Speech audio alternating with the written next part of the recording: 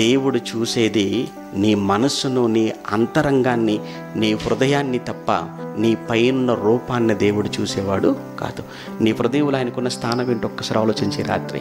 దేవునికి నీ హృదయంలో ఉన్న స్థానం ఏంటి? వాక్యానికి నీ హృదయంలో ఉన్న స్థానం ఏంటి? నువ్వు నిజంగా నీ మనస్సు నిండా, నీ హృదయం నిండా వాక్యాన్ని దేవుని నింపుకుంటే, హృదయం నిండిన దాన్ని బట్టి నోరు మాట్లాడుతుంది, హృదయం నిండిన దాన్ని బట్టే చేతులుంటాయి, హృదయం నిండిన దాన్ని బట్టే ప్రవర్తన ఉంటుంది, హృదయం నిండిన దాన్ని బట్టి పనులుంటాయి, హృదయం నిండిన దాన్ని బట్టే నువ్వు దేవుని కోసం ఇచ్చేది ఉంటుంది. ఒక భర్త భార్యను గాఢంగా ప్రేమిస్తున్నాడు అని అంటే మాట్లాడితే భార్య కోసమే మాట్లాడుతుంటాడు, కష్టపడితే ఆవిడ కోసమే కష్టపడుతుంటాడు. వాళ్ళ హృదయం నిండా పిల్లలే ఉంటే వాళ్ళు చేసే ప్రతి పని ఎవరి కోసం అయి ఉంటుంది? పిల్లల కోసం. ఎందుకంటే వాళ్ళ మనసు నిండా, వాళ్ళ హృదయం నిండా పిల్లలే ఉన్నారు. నీ హృదయం నిండా దేవుడే ఉన్నాడా?